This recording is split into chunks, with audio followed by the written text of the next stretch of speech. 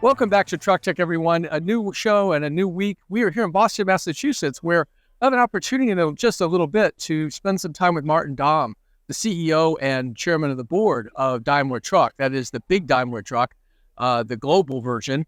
And we will be talking about a number of topics with him.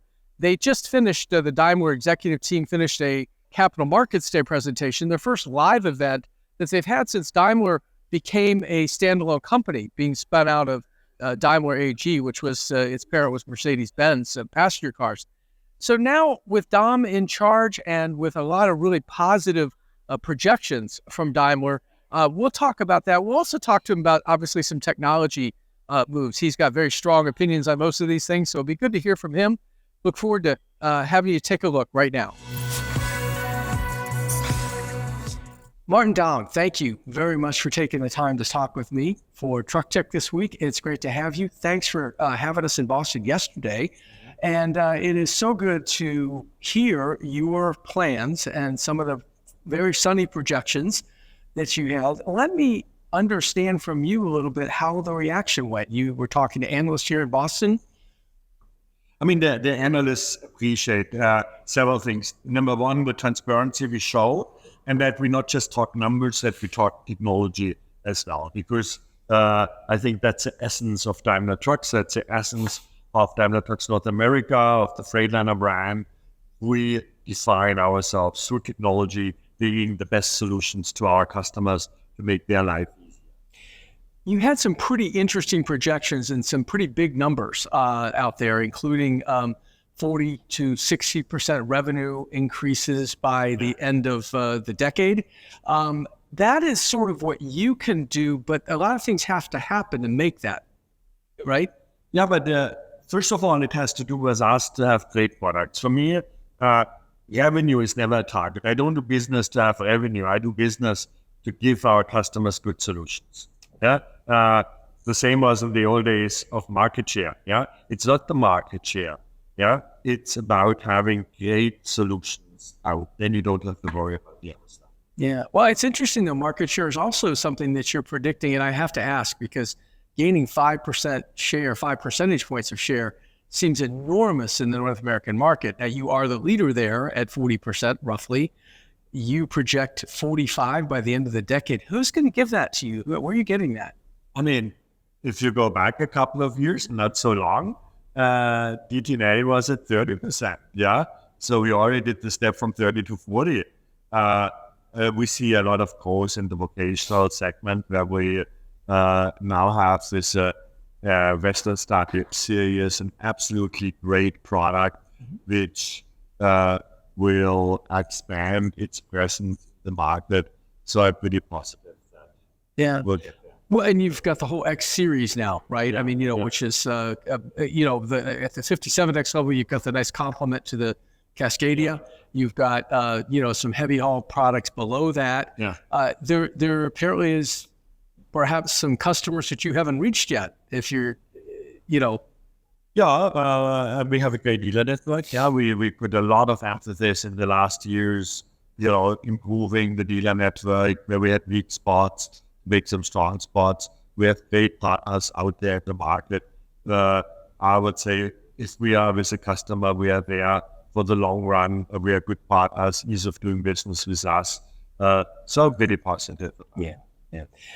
I will switch to technology and we'll keep it at the high level. But I think one of the things you confirmed for us yesterday was this idea of hydrogen ICE now becomes part of, or internal combustion engines fueled by hydrogen becomes part of the solution set for you.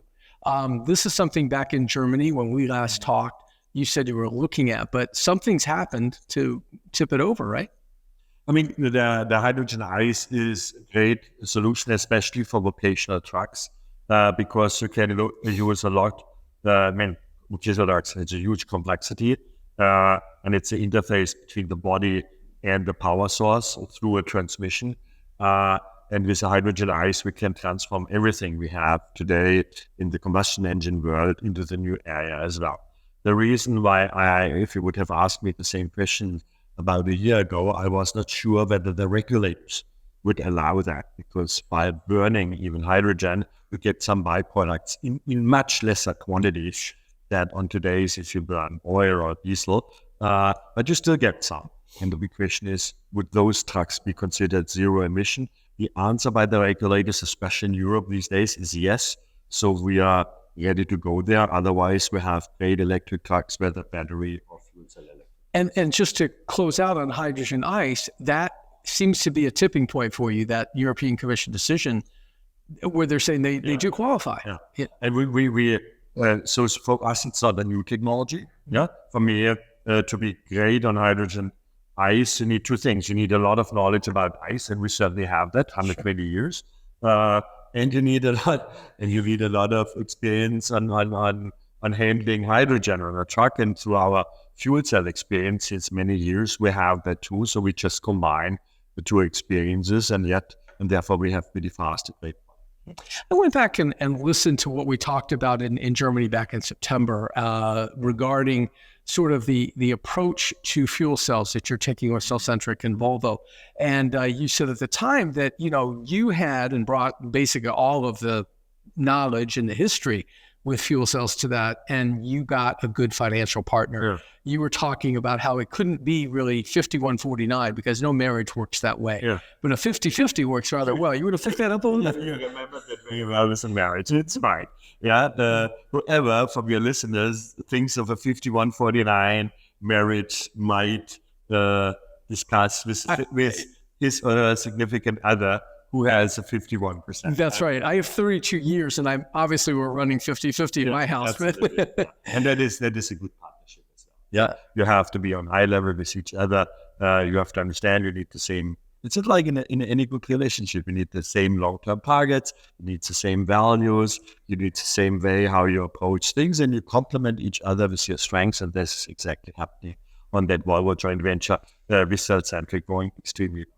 Now, one of the things that was brought up during the analyst presentation was this idea that a lot of, especially fuel cell technology, is being built off a passenger car. That's really where most of your history is, right? I mean, in that way. And when you look at the Cellcentric product, it is twin, basically, presumably passenger car fuel cells. That's how most people do it. You're starting to see a few that are heavy duty. The Hyzon product, for example, is a single fuel cell now. Do you think that there will be an evolution into a true heavy-duty product rather than something that is... No, I would first say that what we present here from Cellcentric, it's a true heavy-duty product. It has a longevity of a product. It provides a power heavy-duty product will need. We have one stack is 150 kilowatts. Show me in the industry more than 150 kilowatt stack. So we provide here 300 kilowatt. I could see that at one point of time, those two stacks merged together would save us some cost on that, but still have the same output. But this is a normal evolution of things, and it will certainly happen. Yeah. So we got to start with something, and this is a good start, right? Yeah. Now, you're still kind of looking second half of the decade, 27-ish for that. Yeah. Is that accurate? Yeah, because we need the infrastructure. If we would have today a fully functioning hydrogen truck, nobody would buy it, because where does this company would get the hydrogen from? So I see some prototype series or small series, 25-ish, and then it takes another 2 years before we go to see it. So there's no point in pulling it ahead, because, as you say, there's no infrastructure in the ground for it. We are in very, very close cooperation with the companies that are going to offer hydrogen, and I say, it has to be green or blue hydrogen. It means CO2-free hydrogen, because if you release CO2, with the same as with electricity, if you burn coal to get electric energy to charge a battery, you better burn diesel. It helps the planet more. Right. Well, and even most of the hydrogen today is gray. It comes from natural gas. Yeah, and that is not. It needs blue that you at least capture. Then, so that's the nature of blue hydrogen. Right. You capture the CO2 that you separate from the hydrogen molecules, but then you capture it so it becomes blue. Better would be even electrolysis and go on with wind and solar, and then transport it to the place where you need it. You've also talked about it. Obviously, hydrogen is a great carrier of energy, right? I mean, you can store it and carry it. I think you've made reference to that in the past, that there's more than just vehicles, I mean, hydrogen is number one. It's the key question is, and that is far beyond automotive. It's how to store and transport green energy. Right. By the way, oil is green energy from some 70, 80 million years ago, stored and transported. You talked about the dinosaurs. I remember that one. Because the question is, do you transport green energy is always wind and solar. And let's say solar is the energy planet Earth gets since millions, billions of years. Right. How to capture it? You can capture it momentarily through the grid, electrons, but these electrons are pretty fast gone, or you link it to a molecule. The most stable linkage of energy to a molecule is with carbon. Unfortunately, once you release carbon, you get the carbon back in the atmosphere, which we don't want. Yeah, so you need a carbon-free molecule, and the second best one is hydrogen. Right.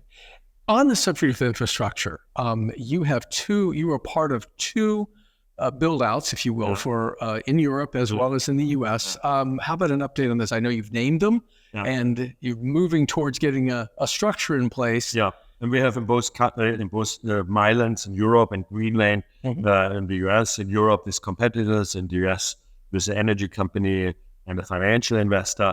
We want to kickstart that. For us, it is the magic formula for me is always great products, great infrastructure, and total cost of ownership parity. Total cost of ownership parity is part of how we price CO2, how we subsidize green energy. Products is our home turf, and we have great products. We will have more great products in the months and years to come. The big question is on the infrastructure side. We can't show everything on our own, but we want to be a role model. Therefore, we want to kickstart, and therefore we just started to build up. You earlier used another funny sort of analogy, the idea of getting us as a country and as a world really to the idea of sustainability, of sustainable life, and you compared it to a diet. It was a funny story, but I think it's worth the listeners hearing it. The issue is when I sometimes hear people talking about we want to save the climate, but we want to change anything, and it shouldn't cost anything. It reminds me sometimes of myself. I would love to lose weight, but I hate exercising, and I just love good food. And yes, I'm all in favor of losing weight. Right. I really good food. Yeah, exactly. Exactly. And that's the same thing sometimes when I follow discussions about climate change. Right. Well, I want to change behavior. Do you want to pay for anything for that? But we ultimately have to pay, at least to pay for it. So is it a courage issue? Is it a courage issue on the part of governments and things like that to sort of, because this is going to flow down. I mean, people are going to have to pay for this. Like you say, there's a cost. It's not free. It's not free. But you can say today there are costs which are not reflected for the ones who use it. The costs of natural disasters. Mm-hmm. If you would put the cost extensive wildfires cause, the cost terrible hurricanes cause, the cost that drought causes on agriculture, if we would put all those costs to the ones who burn the CO2, I would say then it's not free again. But we externalize those costs.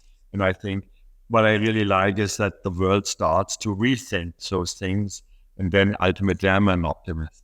Ultimately we'll come to it. Right. Autonomy, another favorite of yours. I mean, in 2019, you purchased Torque Robotics. Yeah. Now it is moving forward. They've got customers, you're doing lows, and things are happening there. The autonomous space, you said, really comes down to two companies. It comes down to Torque, and it comes down to Waymo or Waymo Via. Now, Waymo Via is kind of on hiatus right now. I mean, they're not doing that much because Alphabet sort of cut a lot of the other bets' money, and that sort of thing. Are you still convinced they're? Yeah, absolutely. I mean, Waymo is still very active in the field of autonomy. They do a lot on the passenger car side, and a lot of that what they learn on that side they will use on the truck side as well. we are doing our program, developing the redundant chassis with them together. But on the other side, we are really bullish about what Torque can and will provide in the future to us. So I would say these are two big. It feels like with Torque, things are coming a little closer than maybe they were. You've always said end of the decade, kind of 10 years out. It was, back in 2019, you said that. Maybe a little faster than that. It seems to be moving. We said this is always the second half of the decade. Yeah. This covers everything from 2026 to 2030. But I hope I'm convinced it's closer to 2026. Yeah. You repeated it during your meeting with analysts, but you said last fall, you said that, that 1 mile from the highway to the hub, if you will, it's the hardest mile of all. You want to explain that a little bit? Yeah. Look, it's when you're on a highway and there is an animal, danger. If you're on a highway and there is a kid, danger. If you're on a highway and someone comes in the opposite direction than you are driving, super dangerous. If you're on a normal street and there is a kid, mostly no danger until the kid jumps on the road. If you're on a normal street and there is an animal, it could be a dog on a leash. Now, if a car comes in your direction, it's just the opposite lane. If this car swirls into your lane, danger. But so it is far more difficult, that non-regulated traffic which you have on a highway where nearly everyone is going. It's the same speed in the same direction. Yeah. Right. And fewer obstacles, truthfully, literally and figuratively, right? Yeah. So as you need more consistent. Look, if I look at a normal city, it's all the streets and the change you have every day. Here's more construction. Here's sometimes doing a ditch because some cables need to be put down. Here a moving truck that blocks, or a construction truck that blocks the street for half a day. Always changing in the infrastructure. While on a highway, that's fairly controlled. Yeah. So therefore, we start talking about hub to hub or ramp to ramp. If we could do ramp to ramp, we could be faster. When that does not help, because then you have to get the driver getting to the ramp, but then they have to get the driver off and bring him back to the hub. So I would say hub to hub. Well, and you've mentioned, as have others, that the jobs are just better if you're waiting, to take the truck and do the swap in 5 minutes and get out to the distribution center. I want to wrap up on this one, and that is this whole question around autonomy and what we're seeing. We saw it coming, and now it's accelerating, which is sort of the shakeout. Mm-hmm. Many of the companies that you sort of, I don't want to say lightly regarded, but you didn't have a lot of good to say about companies that were just doing software, did not have a redundant chassis, for example. We're starting to see some of those fall by the wayside now. Do you have a take on where we are? I would say we are on good path. And it's always difficult to comment on companies I don't have any insight, so I can, I love always to talk about our company. But I see for us 3 distinct advantages we have. We have with Torque a core that is really committed to software, and we added like a company like Algolux to it, which brings artificial intelligence knowledge to it. So we have here really nucleus now, meanwhile, of 100, 500 engineers really dedicated to software. We have on the other side, this Freightliner, a huge group of engineers who really know hardware. Yeah. And I have no clue how someone will solve it without knowledge of the hardware. So this close cooperation between the Freightliner engineers and the Torque engineers, same is, by the way, between Waymo and Freightliner, that helps. But then we have something distinct. This is our close connection to the customer. I don't do autonomous trucking to replace our customers. I do it with our customers to make their life easier. And I think that is a common theme. That is how we started the interview. We do things to make the life of our customers easier, to make them more efficient. We are fully aware that purchasing of the truck is the most important decision every single one of our customers is doing. We don't want to let them down. Yeah? It's never a mistake to buy a truck from Daimler Trucks or Western Star or Freightliner. It's never a mistake. That's great. Martin, thank you so much for the time. I really appreciate it. Great interview. Thanks for having me. This is the newest of Daimler Trucks products. It's coming back to the U.S. after a few years off. It is now the Rise-On, and this is a Class 4 and 5 delivery vehicle, also a chassis that can be used for other products and it will be its own brand in this country. It'll be run through the Velocity Truck Network.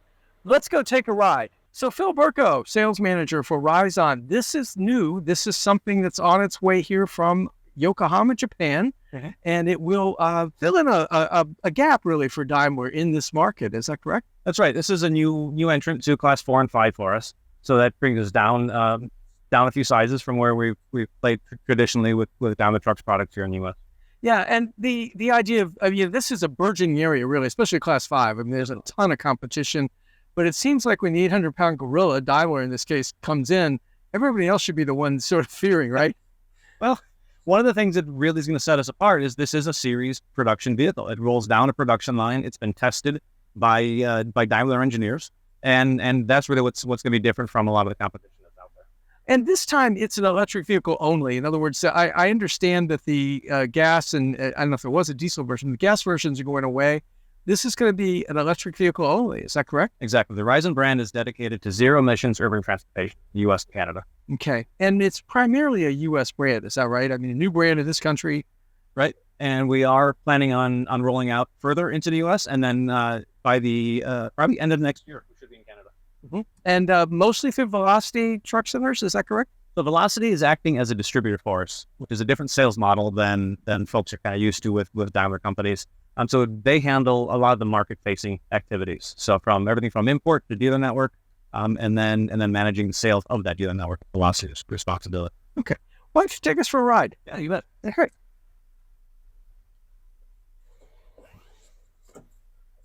I guess the first thing we'll notice is no noise. I mean, you can have a conversation in a truck like this. We can close that window, get that bus out of the way. Yeah, that would be good. Engine's on, and we're ready to go. All right. So one of the nice features about this, because it is, of course, all new, is this nice automotive interior, right? So this can be very approachable to a lot of drivers that are maybe intimidated by driving a truck. Multifunction steering wheel, digital instrument cluster, shift-by-wire, electronic park brake, all kinds of features that we're used to in our personal trucks, right? Let's put her in gear, and here we go. Of course, it's just a parking lot run, but you can really get a sense of it. I mean, we're not going to go ludicrous mode here or anything like that in a parking lot. Right. But I guess that instant torque is just one of the things that, people love about a truck like this. It's fun. It kind of gets that slow truck thing out of the way. Not that the transmissions have been good for that in a while, but yeah, you get going right away. Yeah. I would imagine, the lack of idle too, because trucks aren't always, unloaded right away and things like that. They do double park and, a little different frustration maybe that we have with trucks. But in this case, you're talking about one that's just not going to pollute while it sits there. Exactly. You don't have noise pollution. You don't have smog. You don't have particulates, and certainly no carbon emissions. Right. So Rizon coming in what quarter? When will we see them? You'll start seeing them in the market after SOP in August. So okay, fourth quarter this year. Very good.